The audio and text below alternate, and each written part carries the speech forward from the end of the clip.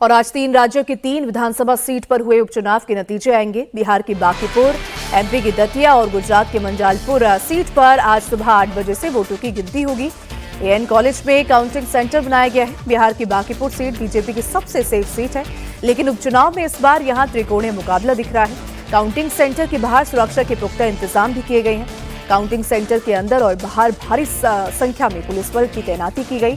सभी आने जाने वालों की तलाशी भी ली जा रही है। बांकीपुर में बीजेपी के नीरज कुमार सिन्हा को आरजेडी की रेखा गुप्ता और जनसुराज के नेता प्रशांत किशोर से कड़ी टक्कर मिली है। हालांकि नतीजों से पहले प्रशांत किशोर ने बिहार पुलिस पर चुनावों में धांधली का आरोप लगाना शुरू कर दिया है, तो वहीं बीजेपी बांकीपुर में अपनी जीत पक्की उन्होंने मान ली है।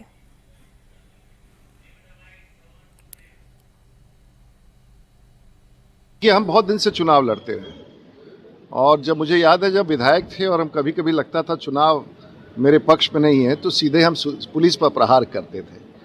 तो उनके भी शुरुआती दौर है, तो शुरुआती दौर में ये सब होता है। अब कोई तो जानता नहीं है कि परिणाम क्या आने वाला है, लेकिन हमको अपने बचपन तो नहीं करेंगे, जब 26 साल की उम्र में हम विधायक बने तो मुझे लगता था कि अगर हार हो रही है तो किसी न किसी पर, चाहे तो अपने कार्यकर्ताओं को हम कहते थे कि तुमने काम नहीं किया, या बाद में भी, और या तो फिर सबसे साधारण निशाना होता है पुलिस पूरे भारत में। तो स्वाभाविक है वो जो कर रहे हैं, लेकिन जैसे जैसे उम्र बढ़ेगा, राजनीतिक अनुभव बढ़ेगा, शायद ऐसे टिप्पणियों से वो परहेज करने लगेंगे, ऐसा मेरा विश्वास है। चुनाव का परिणाम उनको नजर आ रहा होगा तो स्वाभाविक रूप से अंदर से बौखलाहट होगी। कहाँ दावा कर रहे थे कि क्या हो जाएगा चुनाव में, अब उनको रियलिटी की जानकारी मिल गई है। कुछ न होना है, एनडीए की जीत होगी, तो इस बौखलाहट में कुछ भी बोलेंगे। रिजल्ट हम लोगों के पक्ष में, एनडीए के पक्ष में आएगा।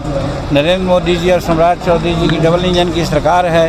यहाँ पर दूसरे लोगों को आने का कोई सवाल ही नहीं उठता है, इसलिए वहाँ तो हम लोग जीत को पक्का ही नहीं, बहुत पक्का मान रहे हैं। आज मध्य प्रदेश की दतिया विधानसभा सीट के उपचुनाव के नतीजे भी आएंगे। आज सुबह 8 बजे से वोटों की गिनती शुरू होगी। आज साफ हो जाएगा कि दतिया की जनता ने बीजेपी के नए चेहरे आशुतोष तिवारी पर भरोसा जताया या कांग्रेस के अनुभवी नेता घनश्याम सिंह को मौका दिया है।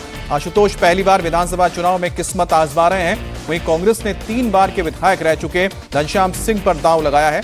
ऐसे में मुकाबला नए चेहरे और अनुभवी नेता के बीच माना जा रहा है। विधानसभा उपचुनाव के नतीजे आने से ठीक एक दिन पहले दतिया में कांग्रेस की अंदरूनी कलह चरम पर आ गई है। अनुशासनहीनता और भीतर घात के गंभीर आरोपों के बीच पार्टी आलाकमान ने बड़ा संगठनात्मक कदम उठाते हुए पूर्व विधायक राजेंद्र भारती को कांग्रेस की प्राथमिक सदस्यता से निलंबित कर दिया है। नतीजों से ठीक पहले हुए इस बड़े सियासी ड्रामे और गुटबाजी ने दतिया का सियासी पारा और बढ़ा दिया है। अब सभी की निगाहें नतीजों पर टिक गई हैं। हालांकि कांग्रेस के प्रदेश अध्यक्ष जीतू पटवारी का दावा है कि कांग्रेस बड़े मार्जिन से जीत दर्ज करेगी। स्पष्ट था, दतिया की जनता को बहुत साधुवाद, धन्यवाद, जिन्होंने मध्य प्रदेश की राजनीति के बदलने की शुरुआत की बुनियाद रखी है।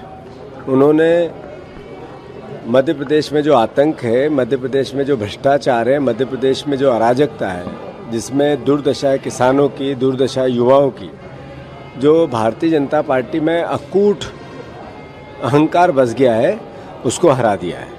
कांग्रेस पार्टी, जैसा हमने पहले दिन आशा व्यक्त की थी, अभिलाषा थी हमारी आम जनता से, माँ पीताम्बरा माई के आशीर्वाद से वो भावना व्यक्त की है और भारी बहुमत से घनश्याम सिंह जी जीतेंगे।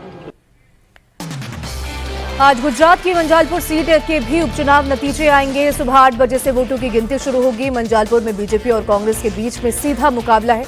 यहां बीजेपी से सत्येंद्र भाई पटेल और कांग्रेस से भीखा भाई रबारी के बीच कड़ा मुकाबला है।